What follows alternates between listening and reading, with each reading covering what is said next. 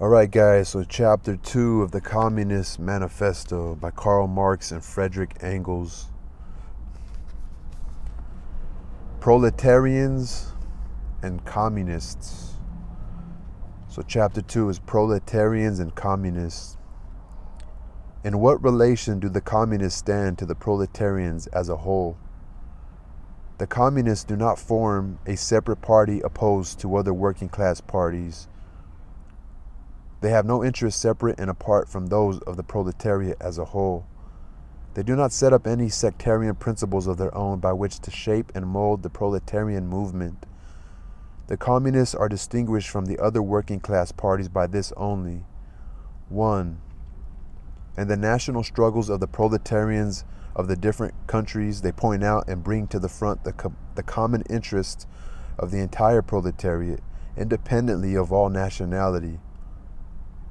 2. In the various stages of development which the struggle of the working class against the bourgeoisie has to pass through, they always and everywhere represent the interests of the movement as a whole. The Communists, therefore, are on the one hand practically the most advanced and resolute section of the working class parties of every country, that section which pushes forward all others. On the other hand, theoretically, they have over the great mass of the proletariat the advantage of clearly understanding the line of march, the conditions, and the ultimate general results of the proletarian movement. The immediate aim of the Communists is the same as that of all the other proletarian parties: formation of the proletariat into a class, overthrow of bourgeois supremacy, conquest of political power by the proletariat. The theoretical conclusions of the Communists are in no way based on ideas or principles that have been invented or discovered by this or that would-be universal reformer.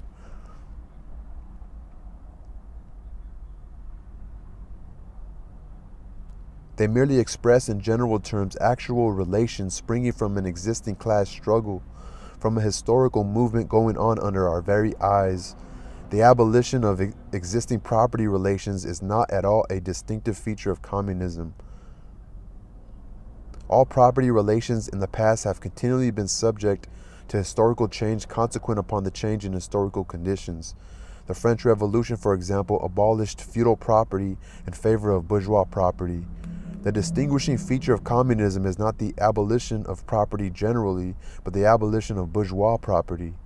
But modern bourgeois private property is the final and most complete expression of the system of producing and appropriating products that is based on class antagonisms, on the exploitation of the many by the few.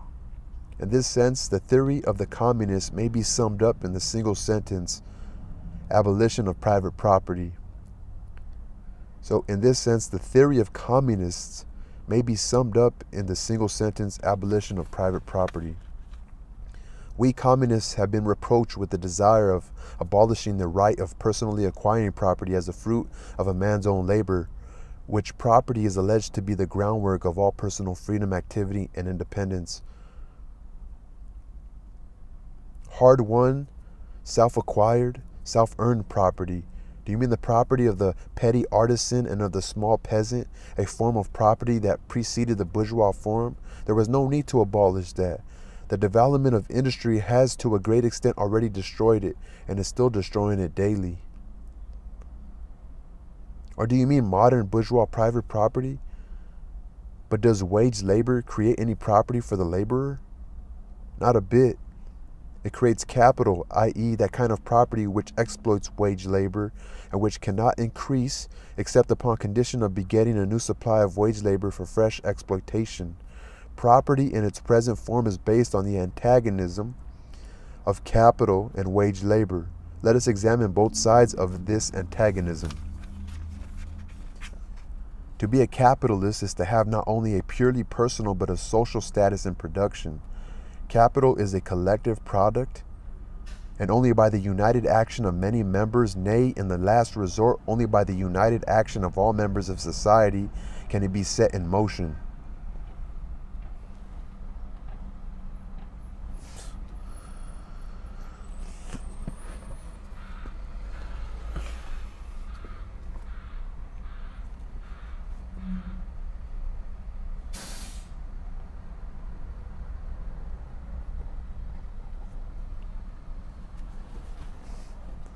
There's like a gangster guy riding on a bike midday.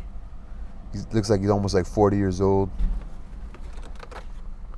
He's on a bike with a fucking 32 ounce of High Life. People like that are bad for society. Capital is therefore not a personal, it is a social power. When therefore capital is converted into common property, into the property of all members of society, personal property is not thereby transformed into social property. It is only the social character of the property that is changed. It loses its class character. Let us now take wage labor. The average price of wage labor is the minimum wage, i.e. that quantum of the means of subsistence which is absolutely requisite to keep the laborer in bare existence as a laborer. What, therefore, the wage laborer appropriates by means of his labor merely suffices to prolong and reproduce a bare existence. We by no means intend to abolish this personal appropriation of the products of labor, an appropriation that is made for the maintenance and reproduction of human life, and that leaves no surplus wherewith to command the labor of others. All that we want to do away with is the miserable character of this appropriation, under which the laborer lives merely to increase capital and is allowed to live only insofar as the interest of the ruling class requires it. In bourgeois society, living labor is but a means to increase accumulated labor. In communist society, accumulated labor is but a means to widen, to enrich, to promote the existence of the laborer. In bourgeois society, therefore, the past dominates the present. In communist society, the present dominates the past. In bourgeois society, capital is independent and has individuality, while the living person is dependent and has no individuality. And the abolition of this state of things is called by the bourgeois abolition of individuality and freedom.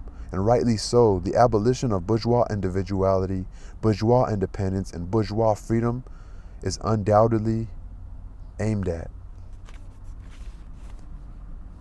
By freedom is meant, under the present bourgeois conditions of production, free trade, free selling and buying. But if selling and buying disappears, free selling and buying disappears also. This talk about free selling and buying and all the other brave words of our bourgeoisie about freedom in general having a meaning, if any, only in contrast with the restricted selling and buying, with the fettered traders of the Middle Ages, but have no meaning when opposed to the communist abolition of buying and selling, of the bourgeois conditions of production, and of the bourgeoisie itself. You are horrified at our intending to do away with private property, but in your existing society, private property is already done away with for 9/10 of the population. Its existence for the few is solely due to its non-existence in the hands of those 9/10. You reproach us, therefore, with intending to do away with the form of property, the necessary condition for whose existence is the non-existence of any property for the immense majority of society. In a word, you reproach us with intending to do away with your property. Precisely so, that is just what we intend.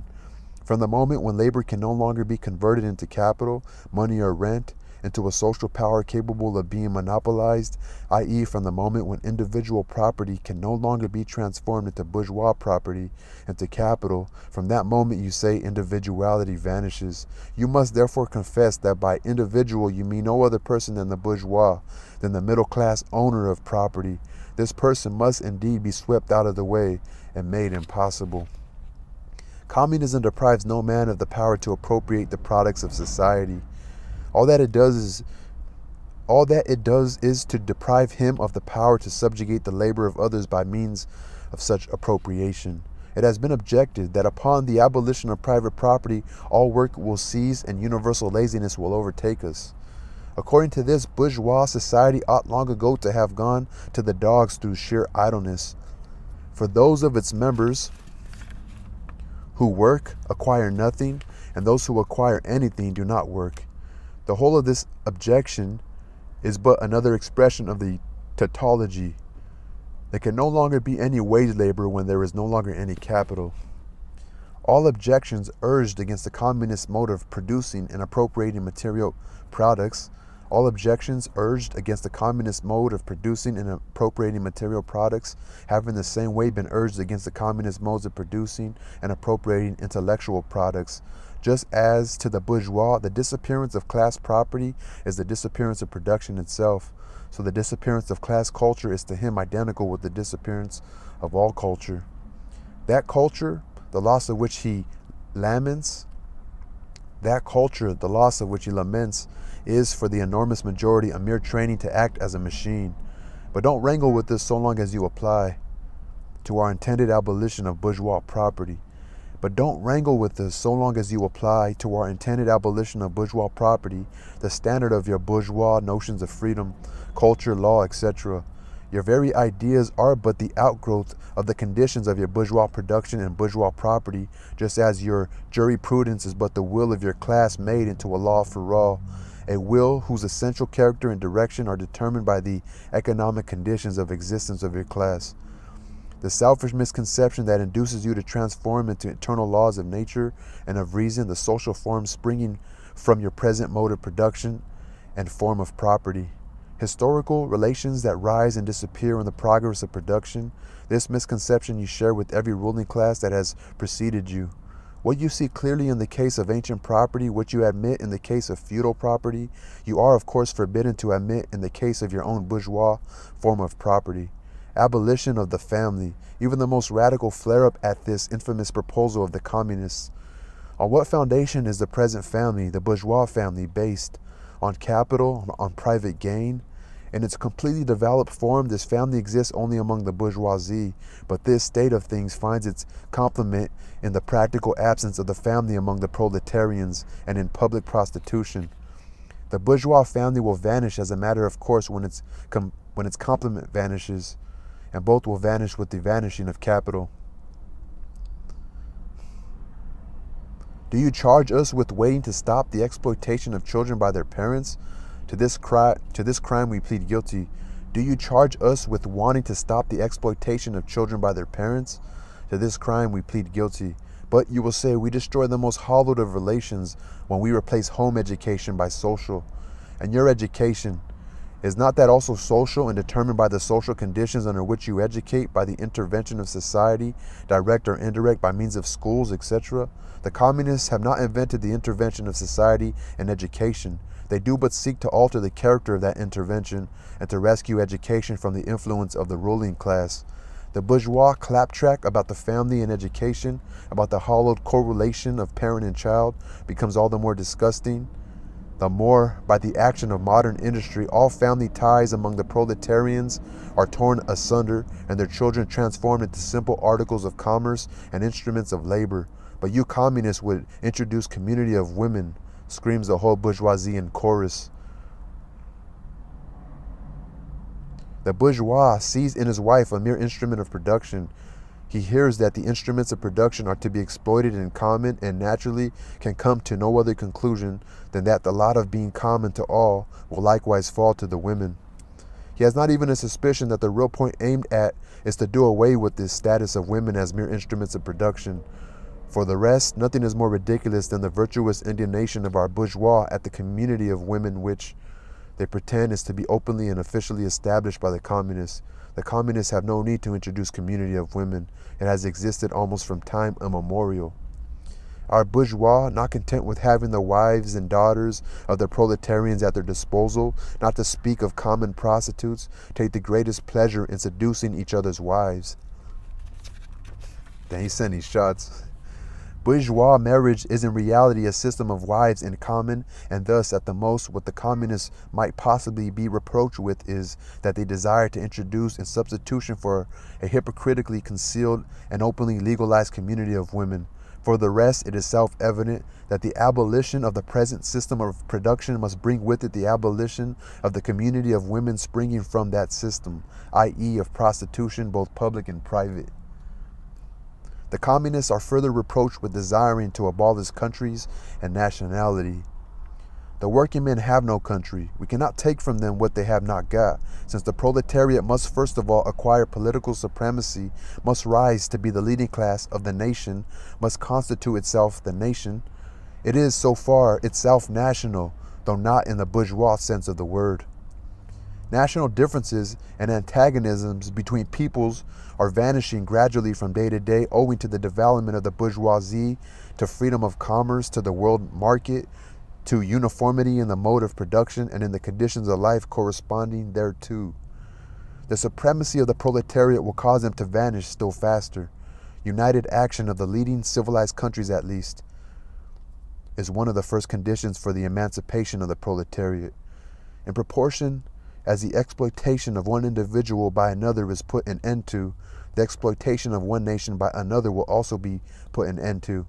In proportion as the antagonism between classes within the nation vanishes, the hostility of one nation to another will come to an end. The charges against communism made from a religious, a philosophical, and generally from an ideological standpoint are not deserving of serious examination.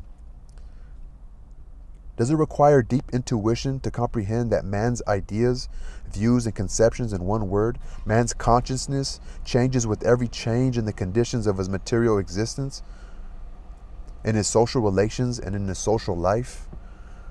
Does it require deep intuition to comprehend that man's ideas, his views, and conceptions, in one word, man's consciousness, changes with every change in the conditions of his material existence, in his social relations, and in his social life? What else does the history of ideas prove than that intellectual production changes its character in proportion as material production is changed? The ruling ideas of each age have ever been the ideas of its ruling class. When people speak of ideas that revolutionize society, they do but express the fact that within the old society the elements of a new one have been created, and that the dissolution of the old ideas keeps even pace with the dissolution of the old conditions of existence. When the ancient world was in its last throes, the ancient religions were overcome by Christianity. When Christian ideas succumbed in the 18th century to rationalist ideas, feudal society fought its death battle with the then revolutionary bourgeoisie. The ideas of religious liberty and freedom of conscience merely gave expression to the sway of free competition within the domain of knowledge. Undoubtedly, it will be said, religion, moral, philosophical, and juridical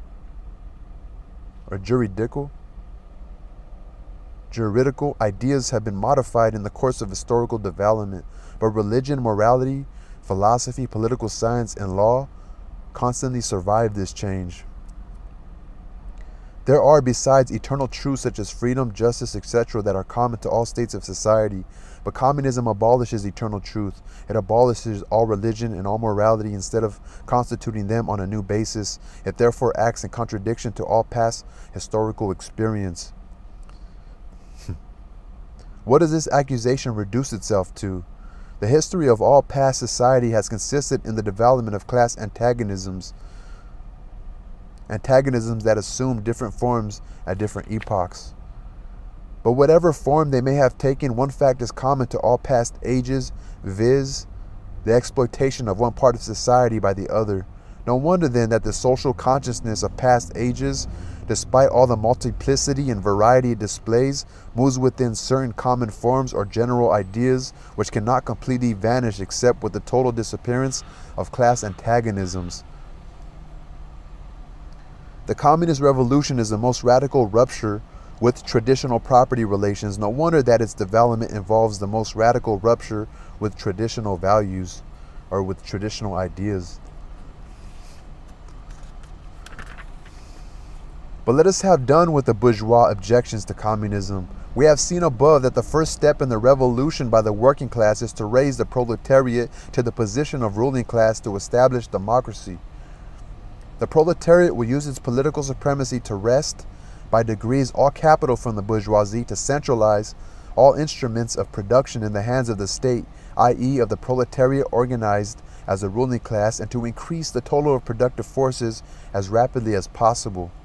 Of course, in the beginning, this cannot be effected except by means of despotic inroads on the rights of property and on the conditions of bourgeois production, by means of measures, therefore, which appear economically insufficient and untenable, but which, in the course of the movement, outstrip themselves, necessitate further inroads upon the old social order, and are unavoidable as a means of entirely revolutionizing the mode of production. These measures will of course be different in different countries. Nevertheless, in the most advanced countries, the following will be pretty generally applicable. Number one, abolition of property in land and application of all rents of land to public purposes. Number two, a heavy progressive or graduated income tax. Number three, abolition of all right of inheritance. Abolition of all right of inheritance. Number four, confiscation of the property of all immigrants and rebels. Number five, centralization of credit in the hands of the state by means of a national bank with state capital and an exclusive monopoly. Number six, centralization of the means of communication and transport in the hands of the state. Number seven, extension of factories and instruments of production owned by the state, the bringing into cultivation of wastelands, and the improvement of the soil generally in accordance with a common plan. Number eight, equal obligation of all to work, establishment of industrial armies, especially for agriculture. Number nine, combination of agriculture with manufacturing industries, gradual abolition of the distinction between town and country by a more equitable distribution of the population over the country. Number 10, free education for all children in public schools, abolition of child factory labor in its present form, combination of education with industrial production, etc. When we, in the course of development, class distinctions have disappeared and all production has been concentrated in the hands of a vast association of the whole nation, the public power will lose its political character. Political power, properly so called, is merely the organized power of one class for oppressing another. If the proletariat during its contest with the bourgeoisie is compelled by the force of circumstances to organize itself as a class, if by means of a revolution it makes itself the ruling class and as such sweeps away by force the old conditions of production, then it will, along with these conditions, have swept away the conditions for the existence of class antagonisms and of classes generally, and will thereby have abolished its own supremacy as a class. In place of the old bourgeois society, with its classes and class antagonisms, we shall have an association in which the free development of each is a condition for the free development of all. Damn, he wants to eliminate. When he wrote this, he was eliminate inheritance. Like, just because your dad's rich, don't mean you're gonna be rich. Fuck. He even wants to like take away. What do you want to say? Confiscation of property of all immigrants and rebels.